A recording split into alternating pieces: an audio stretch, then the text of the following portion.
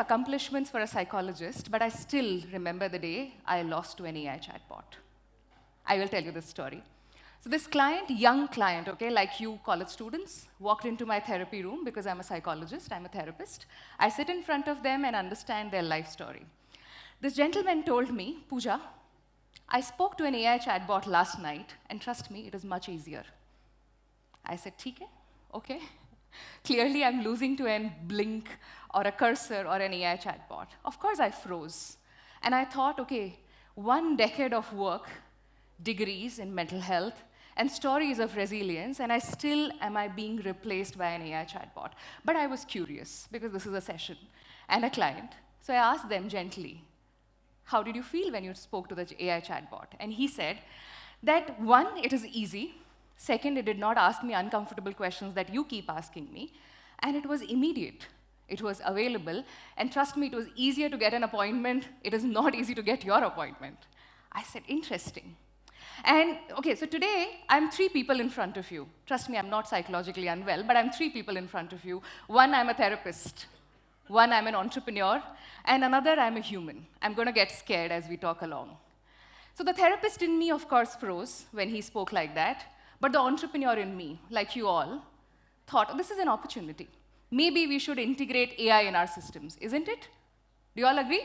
We should integrate AI in our systems, isn't it? It's time to make ourselves efficient. But exactly the other day, 1 gentleman again walked in.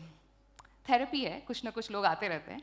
And he said, Pooja, my wife was having a bad day at work. She was crying. And usually whenever I try to comfort her, clearly it doesn't go well. So this time, I immediately switched to ChatGPT and asked ChatGPT, how do I respond to this person? And that was the moment I realized, this is something more. 1 emotional moment for this person, and he immediately turned to ChatGPT. And I want to ask people here, and I think we can be it's dark in the room, we can be little vulnerable and open and honest.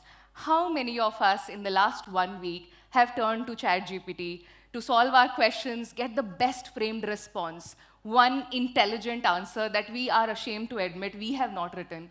Maybe I also turned to ChatGPT to get the best TED talk on vulnerability. I can see some raise of hands, so thank you so much. And that's when I realized, okay, this is what can happen to a person like me who doesn't know how to use this. So if someone in the audience can help me until to fix this, I'm going to kind of keep talking. So that was the moment I realized that people are switching to ChatGPT to ask their most personal and intimate questions, like all of us in the crowd can do. And that's when I realized we have outsourced our feelings. We have misplaced the trust from humans to ChatGPT, from humans to AI. Thank you so much until you fix this for me. This is forward?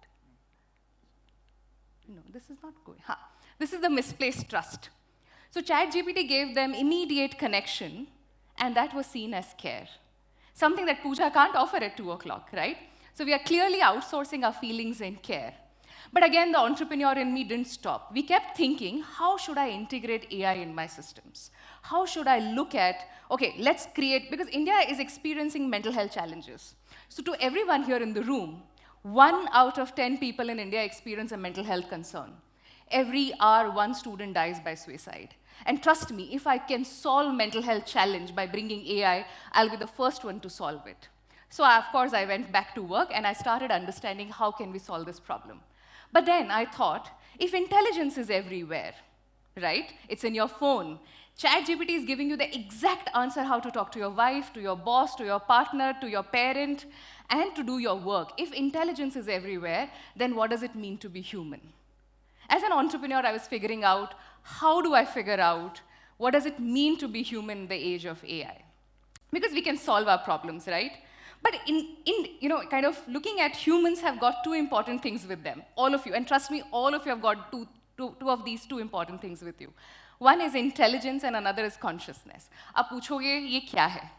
Intelligence, in a very simple language, is for you to solve the problem.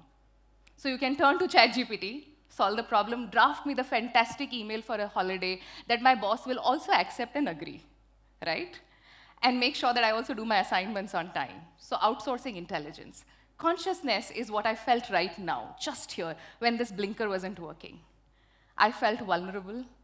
I felt scared. Oh my God, this was one thing I was dependent on throughout my time, right? This was the one thing that I was working on in 1 week, and clearly it's not working. To feel vulnerable in that moment is my consciousness. So as human beings, we bring these two things together. But what will survive? We have outsourced intelligence, but we can't outsource consciousness. But also, information. If all of us had the right information, does it make us all wise? Not really, right? So as therapist, I went back, okay? Now this was the moment for me to figure out, okay, if this client can chat with a chatbot at 2 o'clock, if they can find the right answers to their anxiety, if this gentleman can talk about their wife to a chatbot, why am I needed here as a therapist? Why is Safe Stories needed to do mental health problem? We can solve the mental health challenge of the country. But then I realized information is not wisdom. All of us can have information to do the right thing, but clearly we don't. So then what does it mean?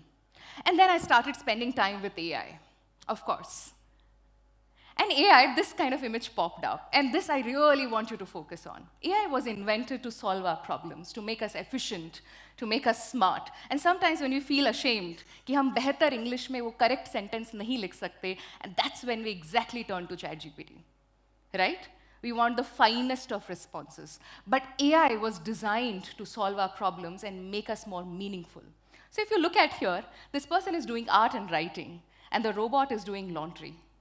But clearly, we have outsourced the mental laundry to AI.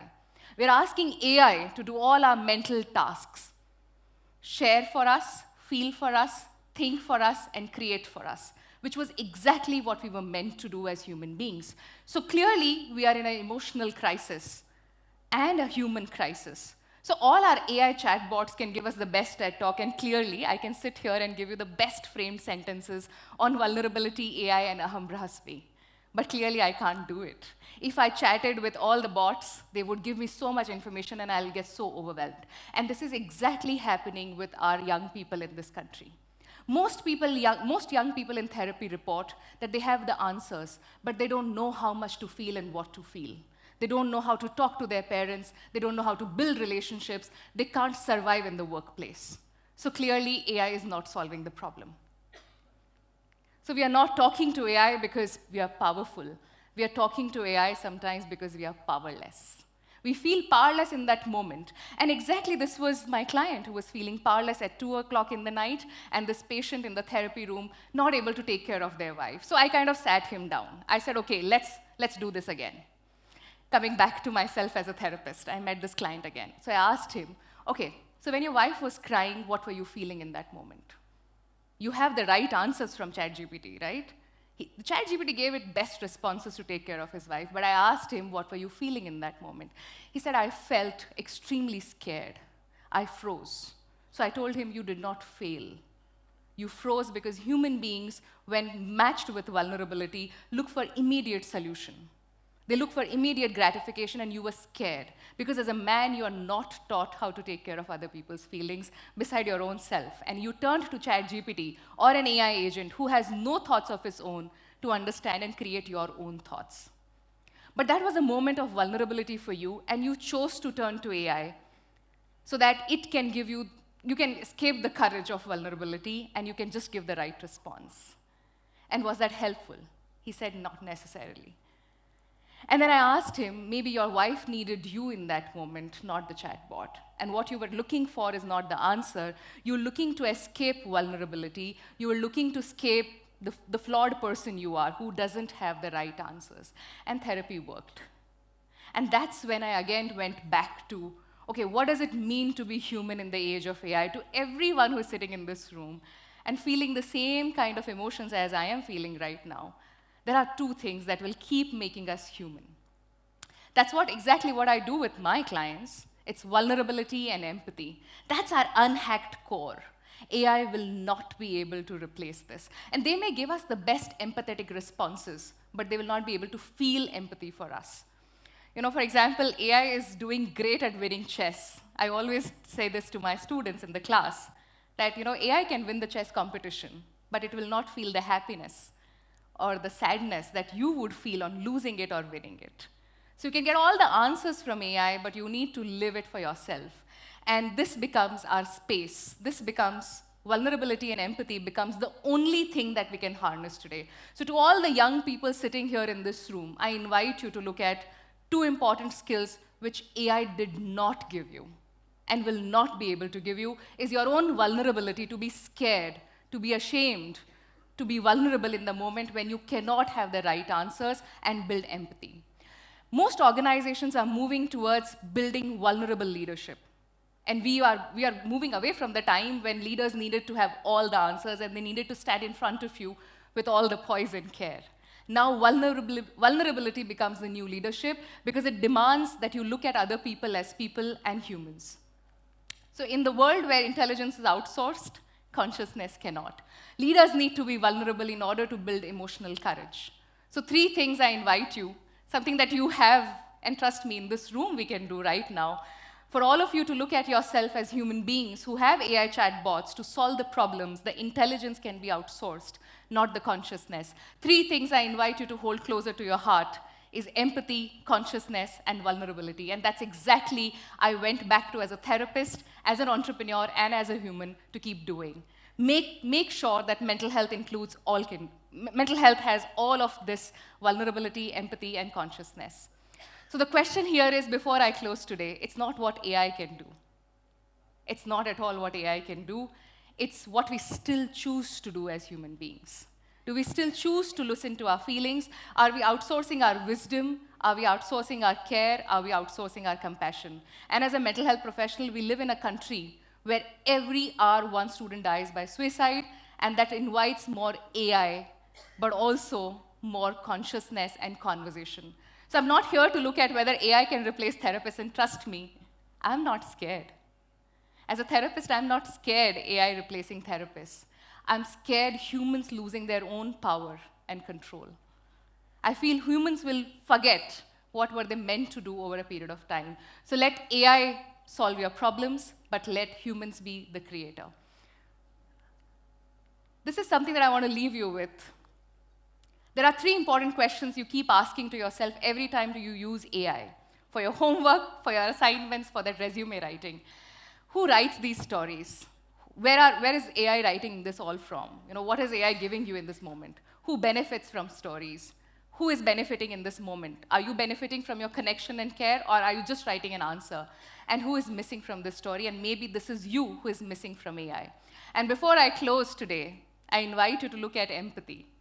The last one close friend who's going to stay with us in the age of AI and make sure that while you get your 5 minutes ice cream from Blinkit, you are also able to experience empathy, which cannot be experienced in 5 minutes. Empathy says that let me hold the door for you that I have never walked in your shoes. Your soles are worn, your strength is torn under the weight of a story. Let me hold the door for you after all you have walked through. It's the least I can do. And that's empathy here for all my friends. And that's AI. And clearly, there was a day I lost to AI, but also I remembered that I'm human, and I'm a therapist, and I'm an entrepreneur. And we'll figure it out together. Thank you so much. Hope you all have a great day ahead. Thank you.